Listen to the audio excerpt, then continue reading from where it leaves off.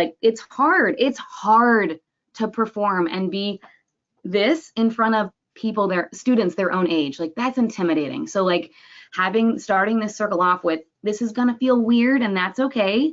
And like, I myself, clearly I'm a little over the top and big with my things. So I make a point when we're doing this performance stuff to like, I will be the first one to make the silly face.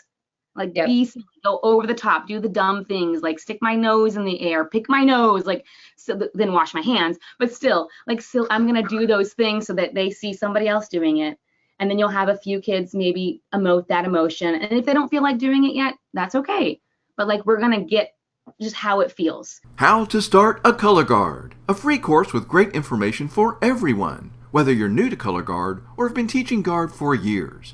Our Guard experts are Jessica Slabaugh of American Fork High School. You know, all of those reasons for not having a color guard are also overcomable. And that's what this course really dives into is, you know, how can you have those without having the added drama, or maybe it is the resources or the education. And so we kind of dive into that throughout the course. And Jara Clark, formerly at Jenks High School. What's the best option? How do you decide what option to use? How do you decide which flag to use in the part of the show? Obviously, you're putting a show together.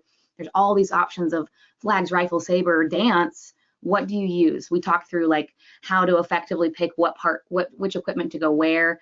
And spoiler alert, there's no right or wrong answer. It's really do what works for your program and what's going to make your students the most successful. This course is presented in 3 sections. First, what is color guard? All the basics about what equipment is used and how a color guard helps a marching band be more effective. Second, how to get started. Everything you need to know, from what you need to buy to how much it will cost. Especially if it's your first year, you don't want to outprice people from being able to be part of your program. So I would make it a little bit smaller price that first year or two, and then you can add a couple more items each time when they get more accustomed to the price. The third section will be helpful to everyone, even if you've been a Guard instructor for many years. It's full of practical advice on hiring a staff, training your staff, and helping them to be successful.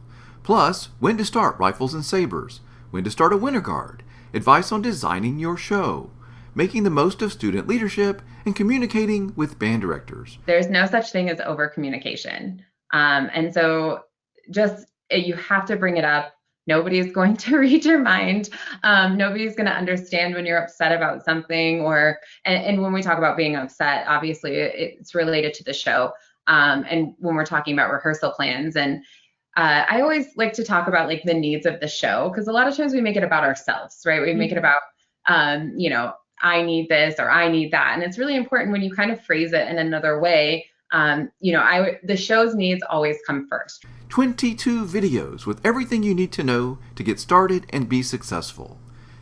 Sign up for this free course at marchingartseducation.com.